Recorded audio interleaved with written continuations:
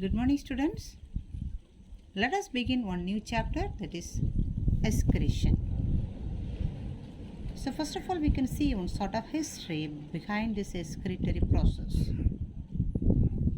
So the first animal arose in this world around 700 million years ago.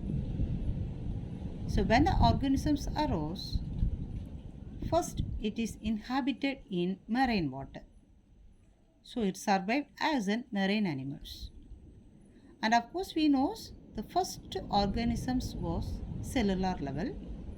Then during course of evolution, it modified as an tissue level, then organ level, then organ system level. Fine. So when the cellular level organisms survived inside this water, the cells inside the cell it had a fluid. So this fluid composition is different from this water which is present in the medium or in the surrounding. So it has maintained one intracellular constituent which was totally different from outside, right? Then during course of time, of course, it has produced the tissue. So when the tissue produced,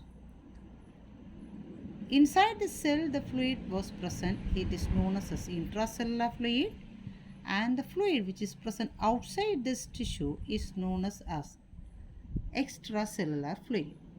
So the fluid which is present inside the cell is intracellular fluid, and the fluid which is present outside the cell is known as either interstitial fluid or extracellular fluids.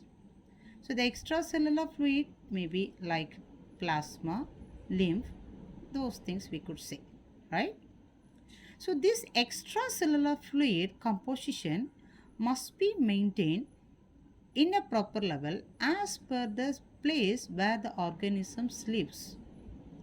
So the organisms lives in various water bodies. For example, organisms may live in this freshwater, organisms may live in this marine water, organisms may live in the brackish water, and of course it may move towards this land also. So as per the place where it's living, this extracellular fluid composition must be maintained. That is very essential for the body, right? So let us see one by one. So the freshwater vertebrates, the vertebrates which is living in the freshwater. So what do you mean freshwater? The water consists of very low level of salt concentration. That we can say as freshwater. Since the water consists of very low level of salt concentration, the body is maintaining, the body fluid consists of high concentration, high salt concentration. Fine. The second one is marine vertebrates. So marine water already there is a salt content is more, hence the body fluid is maintaining low salt concentration. Fine. And the third one is terrestrial animals. So on the land the temperature is very high, that's why the body water may be lost by evaporation process. That's why the body fluid consists of more water content to balance this water loss. Fine.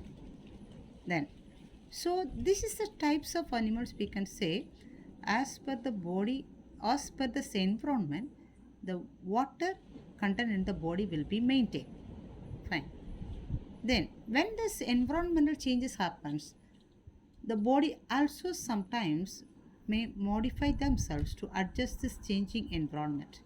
As per that, the animals are classified into two. There is one is Osmo conformers and the second one is Osmo Regulators. So Osmo conformers means these kind of animals able to change, that is a very important word, able to. Osmo conformers means this kind of animals able to change their osmotic concentration level based on this environmental osmotic concentration. Osmotic means nothing else, water balance as per the water level. So as per the water level of this environment, these kind of organisms, osmoconformers, can able to change their body fluid concentration also, water level also. So those kind of organisms are known as osmoconformers. Example, marine mollusks as well as sharks. So this could able to change its body water content as per the environment. The second one is osmoregulators. So these osmoregulators maintain their internal osmotic concentration irrespective of environmental changes. So whatever changes may happen in this environment, these kind of organisms maintain their internal osmotic concentration. Internal body's water level will be maintained. It is irrespective of this environmental changes.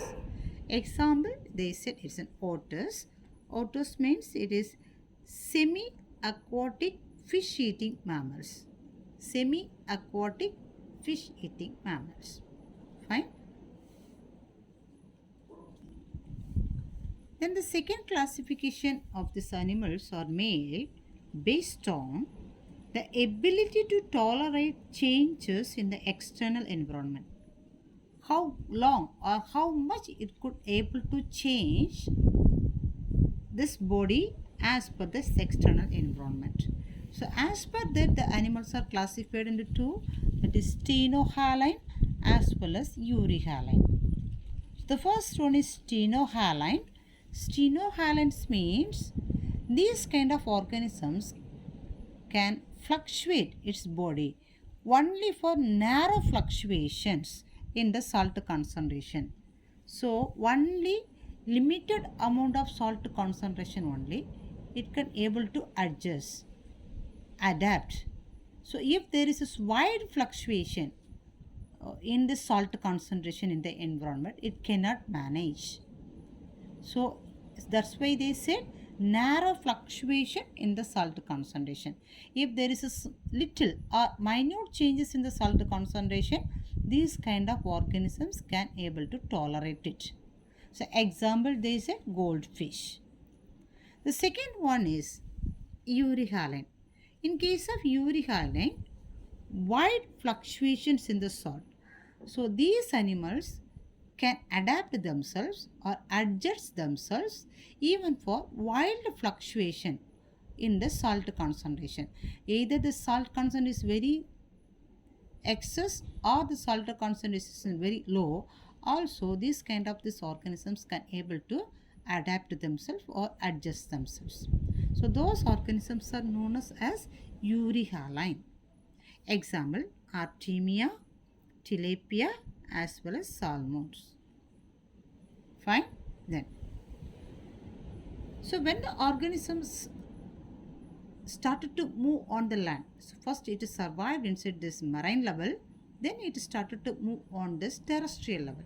So when it is moved on terrestrial level, it used some excretory organs to eliminate the metabolic waste products, right? So excretory organs of land animals. So some organisms use this tissue such as this gills, skin, digestive mucosa as well as kidneys. So these organs are used by these land animals to eliminate this metabolic waste. Okay. So why should we have to eliminate this metabolic waste? Is it necessary to the body? Of course it is necessary, because to maintain some homeostatic processes. So what do you mean homeostatic process? To maintain this internal environment, constant internal environment. So in case of human body, we could say our body is maintaining the normal temperature, normal pH level. So whatever it is, salt concentration, everything should be maintained in a constant level. So if there is any fluctuation, it may lead to some problem to the body. So that we can say as a homeostatic conditions, right? So when we eliminate these metabolic waste products, it is essential to maintain some homeostatic process or conditions inside the body. So what are the homeostatic conditions will be maintained by this metabolic elimination? That is first one osmotic regulation, second one ionic regulation, and the third one nitrogen excretion. So the first one, what is osmotic regulation? Osmotic regulation means it is water level will be maintained. So osmotic regulation is the control of tissue osmotic pressure which act as a driving force for movement of water across this biological membrane. So inside the cells or out of between the cells, the water molecules will move. So it need one osmotic pressure for the movement of this water. That we can say as osmotic regulation. Fine. The second one is ionic regulation. Of course, the body fluid consists of many ions. This ionic concentration also will be regulated because of this, elimination of this metabolic waste. Fine. Third one is nitrogen excretion. So, what do you mean nitrogen excretion? The process by which the body gets rid of this nitrogenous waste products of protein metabolism is called excretion. So the body is receiving the protein in the form of through the diet. Through the diet we are receiving the protein. So by digestion process the protein is converted as an amino acid. Then this amino acid, when it is go for this metabolic process, catabolism, it is producing some nitrogenous waste. That process is known as an excretion. So this nitrogenous waste is produced overall from this protein metabolism, right? So this is a three process will be maintained because of this elimination of this metabolic waste. Clear? So in this chapter we are elaborately going to discuss regarding this excretion process. Fine? Especially in human. Fine. So what kind of this nitrogenous waste will be produced during this protein metabolism? So during protein metabolism it is produced in the nitrogenous phase. This nitrogenous waste will be in the form of ammonia, urea as well as uric acid. Right? This is the major nitrogenous metabolic waste. Right? But other than this, it is producing trimethylamide oxide in some kind of marine tellures, guanine in spiders, then hippuric acid, allantoin, allantoic acid, or ornithoric acid, creatine, purine, pyrimidine, terrines. So these are all this other nitrogenous waste products are produced. Other than this ammonia, urea as well as uric acid. Fine? Okay.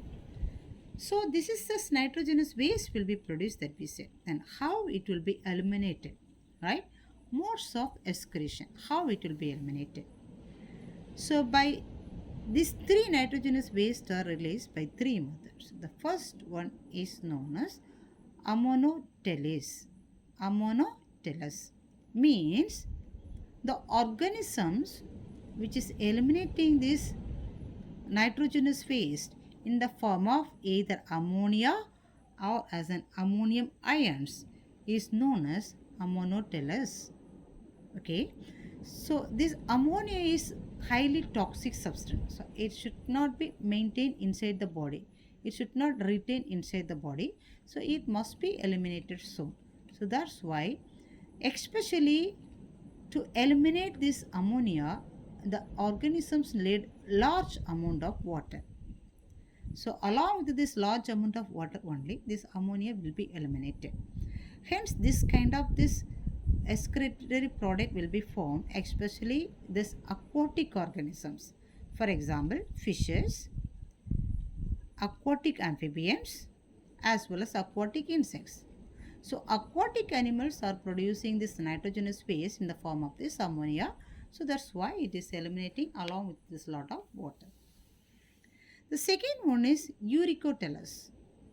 So the organisms which is eliminating the nitrogenous waste in the form of this uric acid crystals are known as Uricotellus. Okay. So to eliminate this uric acid, it needs less amount of water when we compare with this ammonotolic animals. Fine. And especially this nitrogenous waste is formed by these reptiles, birds, land snails as well as insects. Okay. And the third type is Uricotellus. Uricotellus means the organisms which is eliminating this nitrogenous waste in the form of either as urea or uric acid is known as Uricotellus.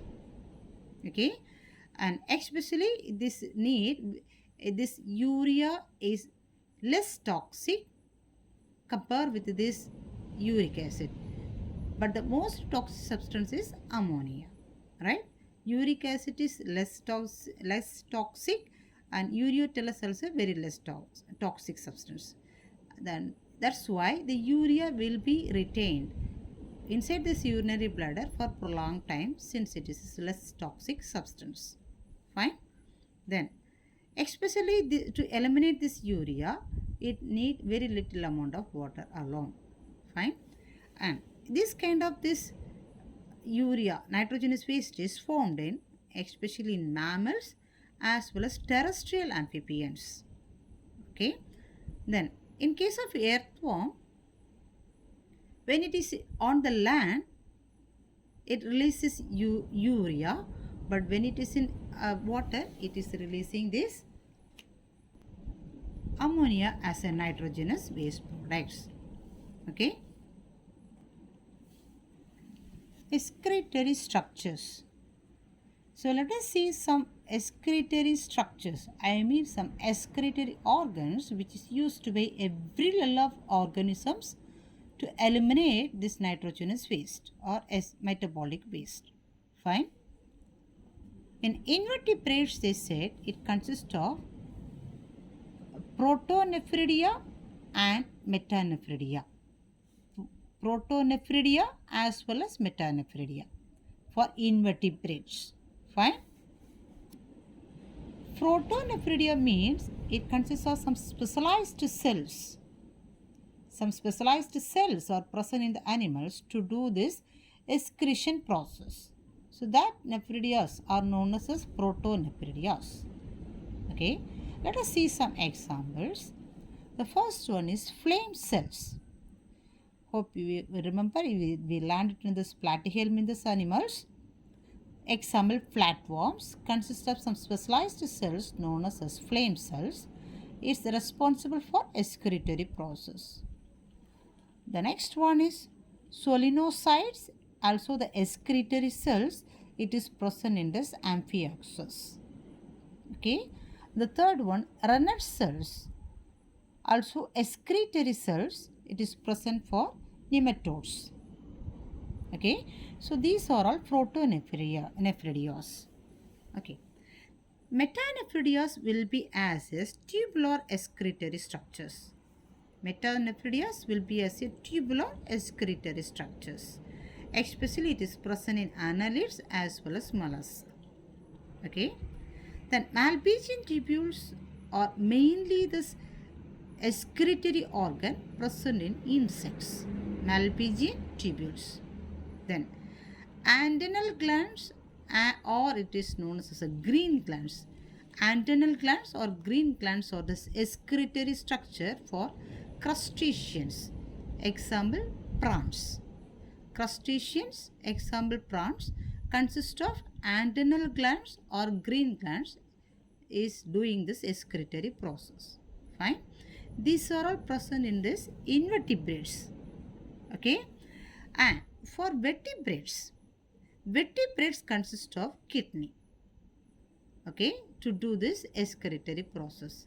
Of course, we know kidney consists of the structural and the functional unit is known as nephron. Fine. So, but this kidney will be in various forms in various vertebrates. So, before we move to the topic, first let us see some basic concepts regarding that is hypertonic, hypotonic as well as isotonic. So, hypertonic means the fluid consists of high concentration. Hypertonic means the fluid consists of less concentration. Isotonic means equal concentration will be there. So keep this point in mind. Let us go on this, how this different kidney is formed in this vertebrates. So first of all, let us see the simple structure of this nephron. So the nephron consists of the major regions, Bowman's capsule.